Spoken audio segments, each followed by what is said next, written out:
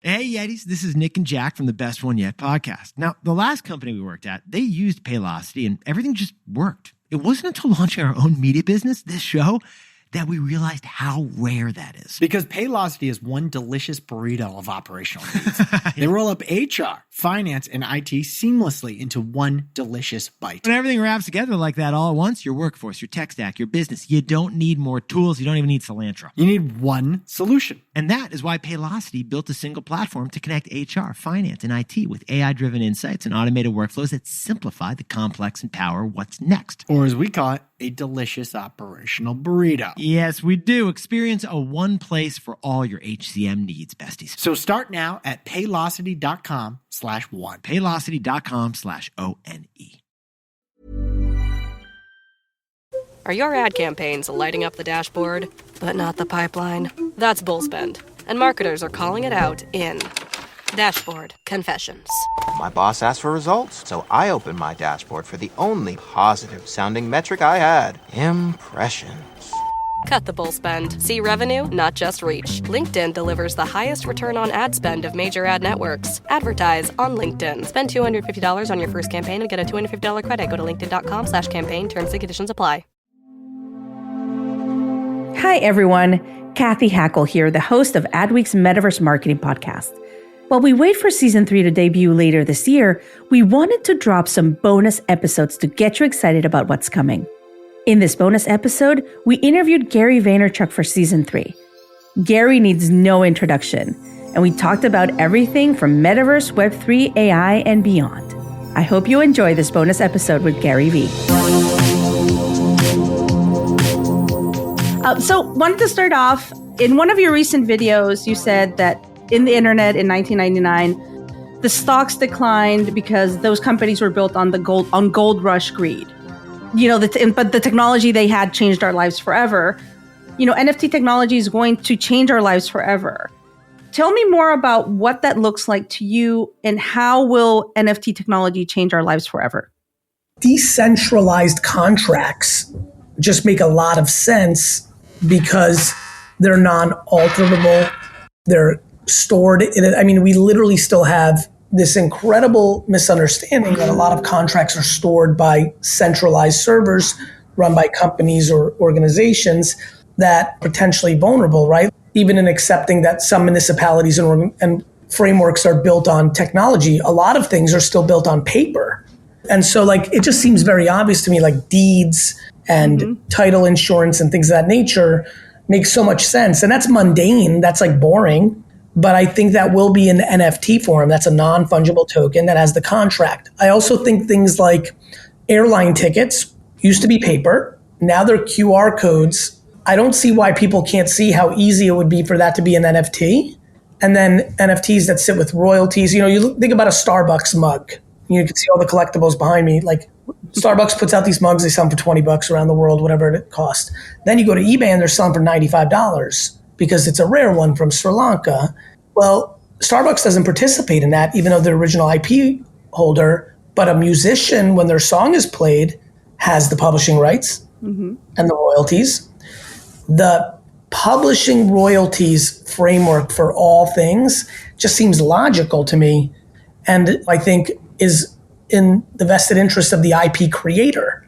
And so I think you're going to see that happen, and that will lead to creativity. Now, all of a sudden, Delta, during November, when they're supporting Susan J. B. Komen Foundation, instead of just their tickets being pink, they may commission 7 artists that are dealing with survivors from breast cancer, all of which design our NFT tickets. There's an NFT reader at the Delta Hub now, just like we have scanners that read QR codes now.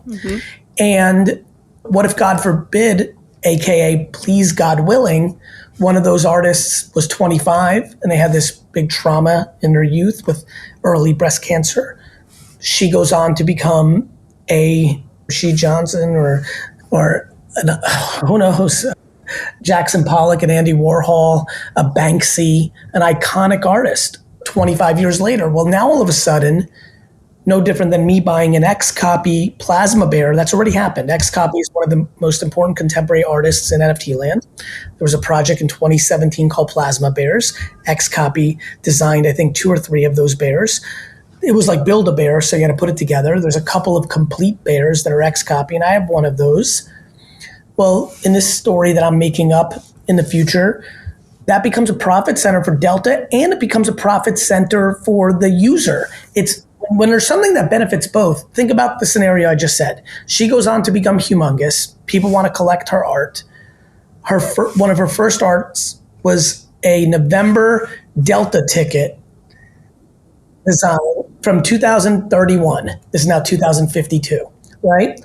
People now go to the open blockchain and start buying up that art as she's building her fame because of some installation she did in Paris, and everyone's going nuts. Who benefits? I'll do it right now in real life. I today can go to my wallet on my iPhone, and here we go, right? Here is all of my different Delta. As a matter of fact, there you go. Beautiful, Delta. Yeah, all your airlines. And my American airline and my Delta, right? Like, this is rendering useless at this point.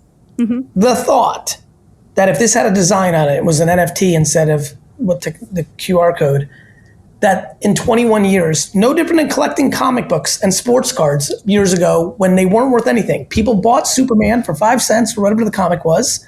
And at the time, nobody thought in 80 years I could sell this comic for $1 million. That's what happened. The thought that could be an airline ticket. And don't forget, I benefit because I have that airline ticket. So I sell it for $700. That's nice. Delta has a 5% commission on it, royalty. Right? Why wouldn't every business? By the way, they also supported breast cancer artists. That's lovely. Commission them. By the way, that royalty is split between the artist and Delta. There's just a lot of good in what I just said, none of which is bad. Mm-hmm. No, I wholeheartedly agree. And I think it's really interesting. I was in Davos a couple of weeks ago, spoke at the annual forum, and actually gave a POAP right after I got off stage. And I was wondering, is this the first POAP giving at a World Economic Forum event? And then I said, how does this benefit me as a creator? How does this benefit the people that are here? Is it, in the future, they get access to like an exclusive secret chapter, right? How do you start? So I love what you're saying, because it's about not only the brands benefiting, but also the creator and the person that actually owns that, that piece of data or memorabilia or whatever you want to call it. So I love that. And to that point, you said, that you famously have said that 97 to 99% of NFTs are going to zero. What makes a winner? Like, what, at the end of the day, when we look back 10 years, what is going to be the ones that don't go to zero? What is going to make them different? Is it community? Is it utility? What makes them different? All of the above. On the art side, it is that she or he had the magic and got the world to fall in love. I mean, to this day, mm-hmm. I can't wrap my head around a Jackson Pollock. I can fully wrap my head around a Jackson Pollock. Mm-hmm. Let me explain. Yeah. For me, I don't like it. Mm-hmm. That's the inner me. The outer me fully understands lots of people do. Yeah. Beauty is in the eye of the beholder. Tall, muscles, short hair, freckles, blue eyes, brown eyes. That's just life, right? Yeah. I grew up knowing that because of wine, right? I tasted millions of wines in my life. Not really, but hundreds of thousands probably. Probably. People love Opus One. I think it's one-dimensional. People don't like Condru because it's weird. Mm-hmm. Like, I think it's the best white wine. Like, and you learn along the way that that's how life works. And so to answer your question, for the 1% of artists that just captured everyone's imagination, that will be it. And they're going to need a promotional DNA. Jackson Pollock, Andy Warhol, Banksy. There's a promotional element, right? And then what I actually think on the other side is just operations. Like, Jeff Bezos was better. He was good. He was capable. And that's why Amazon was able to make it through that muckery. The PayPal, Elon, and that crew, they were better. They were just better. They managed their money better. They hired better. They marketed better. They operated better. One of the things that has always kept me, we know each other a little bit, Cathy. Like, when I started VaynerMedia, a lot of people made fun of me. I was a wine retailer, and I'm starting this agency in Adland. And 13 years later, I've built one of the largest independent agencies of all time. I knew that was going to happen. I know that VFriends is going to work because I'm going to work it. I'm going to do Toys R Us Macy's collabs. I'm going to do Reebok collabs. I'm going to do animation. I'm going to do books. I'm going to do storytelling. I'm going to try to build YouTube the way Coco Melon did. I'm going to try to build books like Golden Books did in the 60s and 70s. I'm going to try to do things that Fisher Price did. I'm going to try to do things that Sesame Street did. I'm going to try to do things that Disney on Ice did. I'm going to try. And because I'm an operator and a businessman and a good one, enough of it's going to work. Much of it's not. And I also care about my consumer, and I care about the people that own the NFTs. I'm coming out with a very big innovation soon that I think is going to create deflationary aspects instead of inflationary aspects that I think will be healthy and storytelling. So I feel confident and I feel committed. I think one of the reasons I could tell 99 was going to go to zero is I knew for a lot of people this was flavor of the month. This was going to be their get rich quick. And they were selling real estate or cannabis or CBD or gambling or stocks 5 minutes ago. For me, going back to the other side of my shelf, whether it's wrestling figures or other things, I've been collecting and thinking about IP. There's unlimited videos of me in 2009, 10, 11, 12, talking about IP, talking about Star Wars this or wrestling that or Disney this. And so, my first business interview ever, they said, which entrepreneurs do I admire? And I said, from a storytelling standpoint and character development standpoint, Vince McMahon and Walt Disney. That was my first business interview at 22. So this for me was destiny, it was just the right platform. No, if I was older, that would have been making cartoons in the 80s to build out toys and other things like Transformers and He-Man. My destiny was that I was of the age where NFTs were the platform. But NFTs, right now, most people think that NFTs are Beanie Babies. I keep reminding my friends and contemporaries, NFTs are stuffed animals, which has been a universal product for over 150 years with the world. Underneath that, there are Beanie Babies, there are Cabbage Patch Kids, there are Raggedy Ann, there are Stife, there is Gund, there is Fly-By-Night stuff, there's everything, Squishmallows. Yes, I just need to make sure that NFTs is a macro thing that will win. The cat's out of the bag. It's too powerful. You're a technologist. It's like technology. It's going to win. QR codes, when I said they were going to win, looked like something I was wrong about. They weren't winning. 2012 or 15, or I'm trying to think back to, what are we in 2015, 16, 14, feels like that's right. I could be off by a year or two. When I would tell my team, like, this thing's going to work, there's no friction. I remember thinking that the default app had to get hot. I remember thinking, I thought that Twitter or I thought YouTube was going to have it in its app. I didn't think to the point that it would be the default on the camera. Well, you probably weren't thinking of a pandemic, right? At that point, like, it's going to make QR codes. To your point of the punchline of the story, had the pandemic happens, had Apple and Google not have it as the default on the camera, it wouldn't happen to the degree that it's at. But we got there, then something happened, and we got there, and now QR codes really do matter. Same thing with NFTs. In the next 12 to 15 years, something's going to happen, and then we're going to be off to the races. This message is brought to you by Warner Brothers Discovery Advertising. And this is more than an ad. This is an invitation to be part of the stories the world can't stop watching.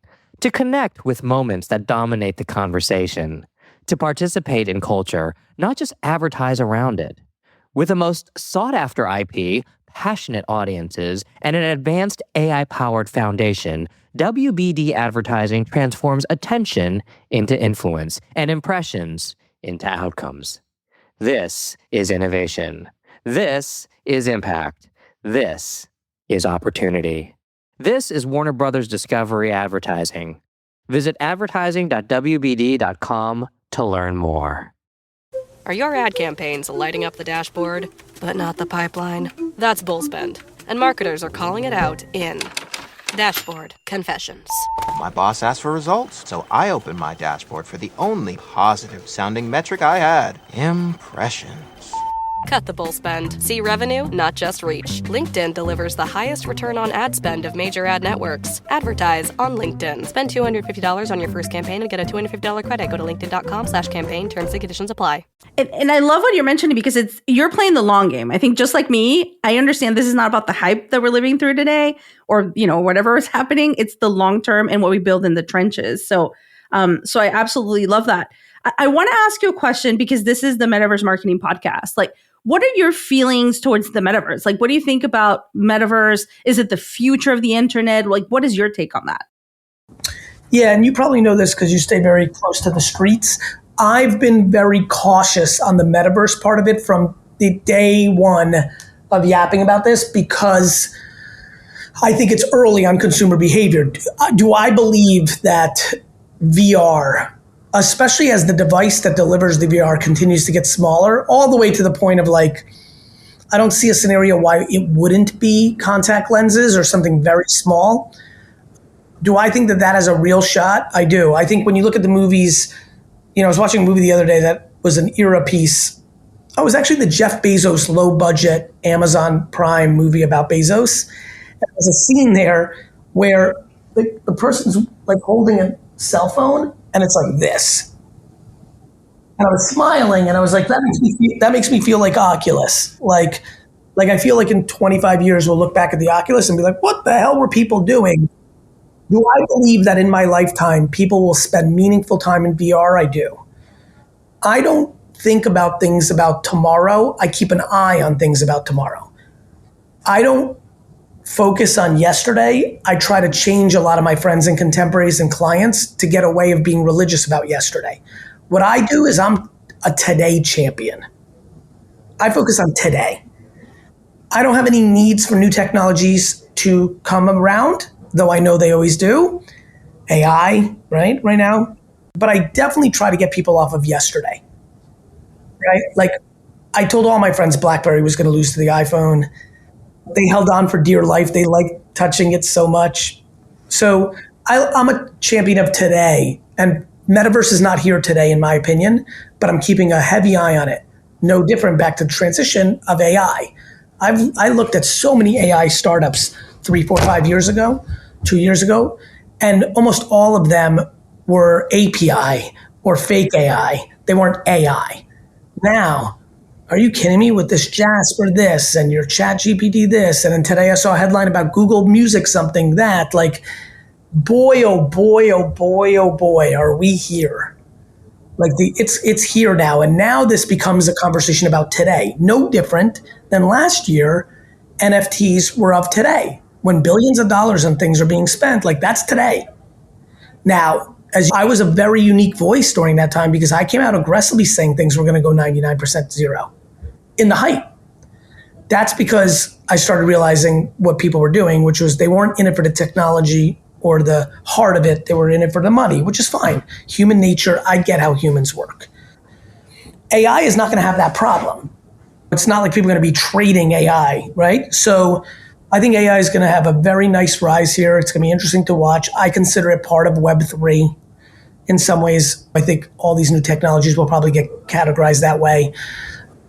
And I'm excited about it. But as far as the metaverse, I really struggle seeing it not being a big part of life. I just don't know if that's 7 years from now, 3 or 22. So I'm always keeping a side eye on it while I focus on what to execute on today. I love that. I feel like I'm focused on the future, but you're a today person. I love that. Well, by the way, Kat, people, we need everyone. And by the way, I love the romance and the principles of a lot of things of yesterday. I just don't like the executions. We need people like you that are really thinking about stuff because it takes a lot of time and energy on that, and it helps people think. We need people that like the virtues and the values of yesterday. I like the high touch, non-scalable stuff. Like I'm a big fan of the walking 10 feet of snow, handshake, look a man or a woman in the eye when you talk to them, like curtsy your hat, open the door. I love writing a letter, but I don't want to put it on a pedestal over writing a text if the words are equally beautiful. So, and what I definitely don't want to do is when I'm running a business and or trying to run awareness for a nonprofit or run for office or try to make something happen, I do not want to use yesterday's tactics and think they are today. And that brings me to authenticity and being relevant. Like authenticity is part of your ethos. You've been amazing at remaining relevant throughout the years, right? What is your advice to brands as they go into Web3 and now generative AI, Metaverse, all this? How do they stay relevant in the age of gaming, AI, Metaverse, Web3? Like it's just this amount of things that are coming at us. Humility is a big one. Recognizing that the consumer doesn't care about your feelings. Like to me, I'm aware that my bravado, confidence, excitement, joy, competitiveness is very obvious in the way that I communicate. But my patience and humility is not. That's only obvious through my execution. So the reason I've been able to stay relevant is it's a lot of humility. I realize that yesterday's success means nothing to the consumer today. Nobody cares that I was right about Twitter anymore. They did in 2007, but that doesn't matter anymore. Nobody cares that I was right about Google AdWords, but they did in 2003. Nobody cares that I was right about websites. People's cynicism to websites was equal to their cynicism of NFTs today. Nobody, at the time in 2000, I was a genius amongst my peer group and my business friends for doing a website in 97. Today, telling somebody you have a website is laughable. I also always wonder what's in it for them. Notice when you asked me about why NFTs are valuable, I gave you a scenario that was valuable for Delta and valuable for the flyer of Delta. That becomes a guarantee, right? And so I really try to stay relevant by staying curious. I never get high on my own supply. I've had a good run here. Thank you for saying that. But I think it could all be over tomorrow if I'm not good. It's kind of like I think of myself as an athlete sometimes, right? Roger Federer is not Roger Federer that we grew up with 15 years ago. Just the nature of how the body works, right? And I think that a lot of entrepreneurs and marketers and executives fall into that trap. They win for 20 years. They have other things that they want to, and sometimes it's beautiful. They want other chapters of their life.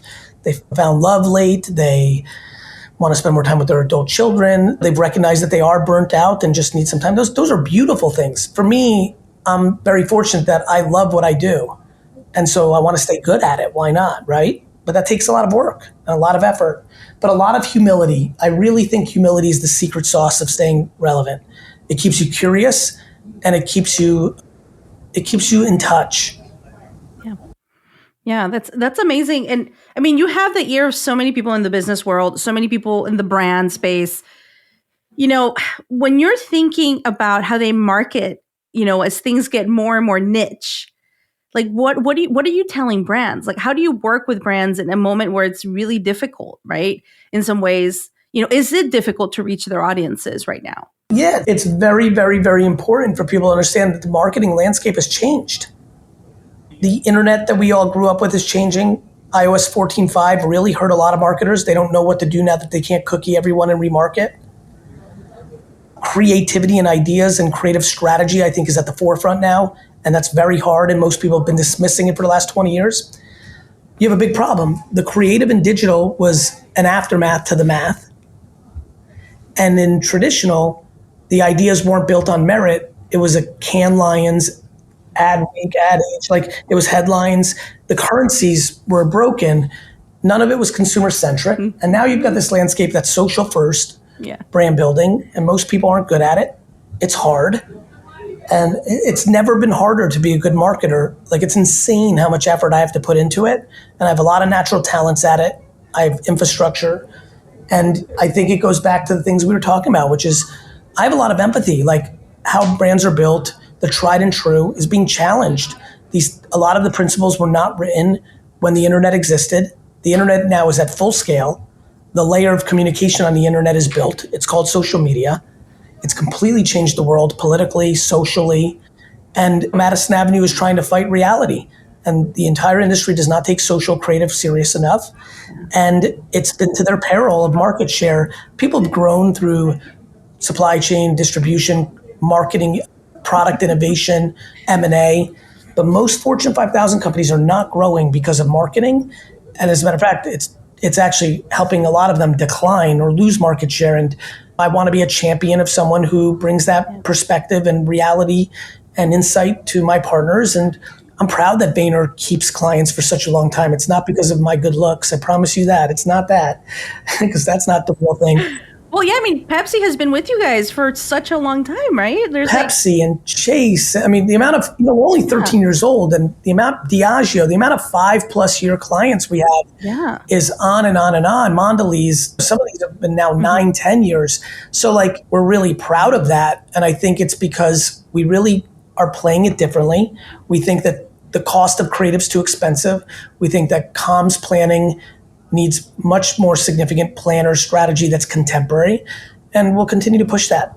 I know we have 1 minute left, so I do want to ask you about fashion and luxury. That's a space I work. I'm launching a few like connected fashion collections in the coming months. Why do you think fashion has been a first mover in Web3 gaming and everything that's happening?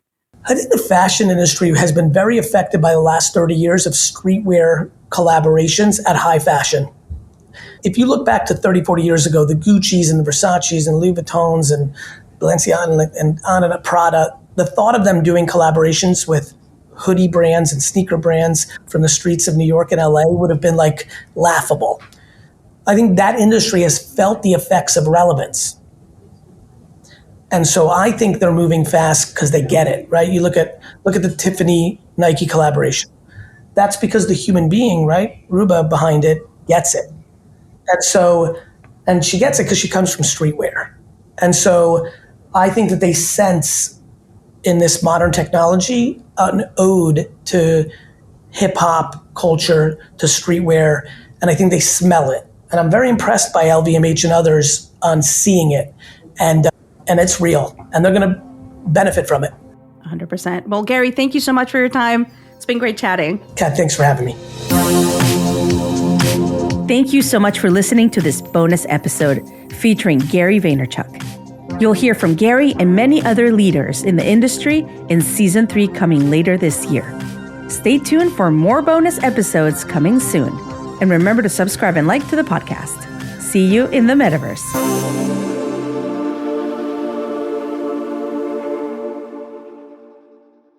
Are your ad campaigns lighting up the dashboard, but not the pipeline? That's bullspend, and marketers are calling it out in Dashboard Confessions. My boss asked for results, so I opened my dashboard for the only positive-sounding metric I had: impressions. Cut the bull spend. See revenue, not just reach. LinkedIn delivers the highest return on ad spend of major ad networks. Advertise on LinkedIn. Spend $250 on your first campaign and get a $250 credit. Go to linkedin.com/campaign. Terms and conditions apply. If you're a therapist listening, you already know your work doesn't magically end when the session does. There's scheduling, notes, billing, insurance follow-ups, all of the admin that happens before and after the work you actually care about. That's where Simple Practice comes in. Simple Practice is an all-in-one EHR built specifically for therapists with HIPAA-compliant tools and high-trust certification. No juggling systems or cutting corners just to keep things moving. Scheduling, documentation, billing, insurance, client communication, even automated appointment reminders, it all lives in one place. And if you're starting or growing a practice, Simple Practice also offers a credentialing service that helps simplify insurance enrollment, which can be a huge lift alone. Right now, Simple Practice is celebrating Mental Health Provider Day with an exclusive offer. Up to 70% off for 1 year. Yes, up to 70% off for 1 year. But hurry, offer ends May 15th at simplepractice.com. Simplepractice.com.